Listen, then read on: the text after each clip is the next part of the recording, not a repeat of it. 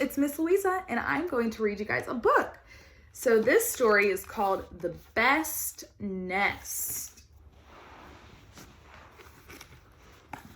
The Best Nest. Mr. Bird was happy. He was so happy he had to sing. This was Mr. Bird's song. I love my house, I love my nest, in all the world my nest is best. Then Miss Bird came out of the house. It's not the best nest, she said. I'm tired of this old place, said Mrs. Bird. I hate it. Let's look for a new place right now.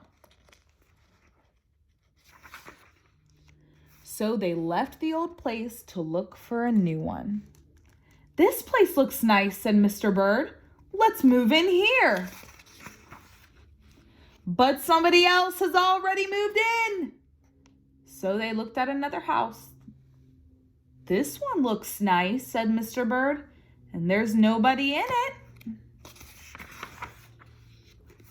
You're wrong, said Mrs. Bird. This house belongs to a foot. So they went on looking. I like this one, said Mr. Bird. It has a pretty red flag on the roof. I've always wanted a house with a flag, said Mrs. Bird. Maybe this place will be all right. Is that a bird's house? No, that is a what? But it was not all right. I guess I made a mistake, said Mr. Bird. What is that? Is that a mailbox? You make too many mistakes, said Mrs. Bird. I'm going to pick the next house. And here it is, right here. They flew in. They looked around. Isn't it too big? Asked Mr. Bird. I like this big place, said Mrs. Bird. This is the place to build our new nest. They went right to work. They needed many things to build their nest. First, they got some hay. They got some soda straws and broom straws. They got some sweater string.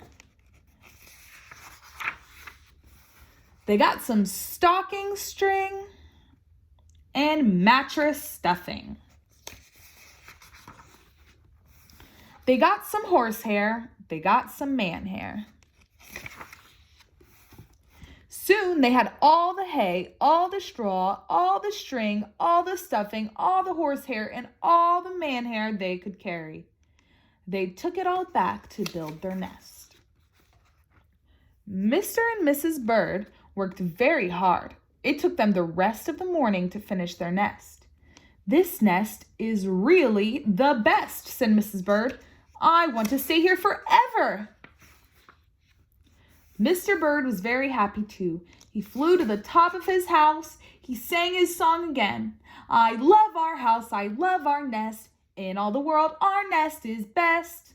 He was so busy singing, he didn't even see Mr. Parker coming. Every day at 12 o'clock, Mr. Parker came to the church. Mr. Parker came to pull a rope. The rope went up to the bird's new nest. The rope rang the big bell right under Mrs. Bird's nest. Bong, bong, bong. Mrs. Bird got out of there as fast as she could fly. Bong, bong, bong, bong, bong, bong. When Mr. Bird came in, all he could see was a mess of hay and string and stuffing and horsehair and man hair and straws. Where was Mrs. Bird? I will look for her until I find her, said Mr. Bird. He looked high, he looked low. He looked everywhere for Mrs. Bird. He looked down into a chimney, but Mrs. Bird wasn't there.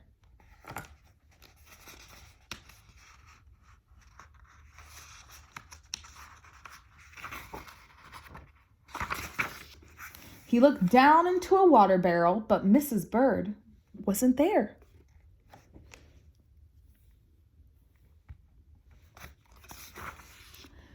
Then he saw a big, fat cat. There was a big, fat smile on that fat cat's face. There were some pretty brown feathers near the fat cat's mouth. Mr. Bird began to cry. "Oh dear," he cried. "This big fat cat has eaten Mrs. Bird." Mr. Bird flew off. "I'll never see Mrs. Bird again," he cried. It was getting dark and began to rain. It rained harder and harder. Mr. Bird could not see where he was going. Crash! Mr. Bird bumped into something. It was his old house, that old house that Mrs. Bird hated. "I'll go inside," said Mr. Bird. "I'll rest here until the rain stops." Mr. Bird went in, and there was Mrs. Bird sitting there singing, "I love my house, I love my nest. In all the world, this nest is best." "You here?" gasped Mr. Bird. "I thought you hated this old nest." Mrs. Bird smiled. "I used to hate it," she said, "but a mother bird can change her mind, you see. There's no nest like an old nest for a brand new bird." And when the egg popped open, the new bird thought so too. I hope you guys like the story. Bye.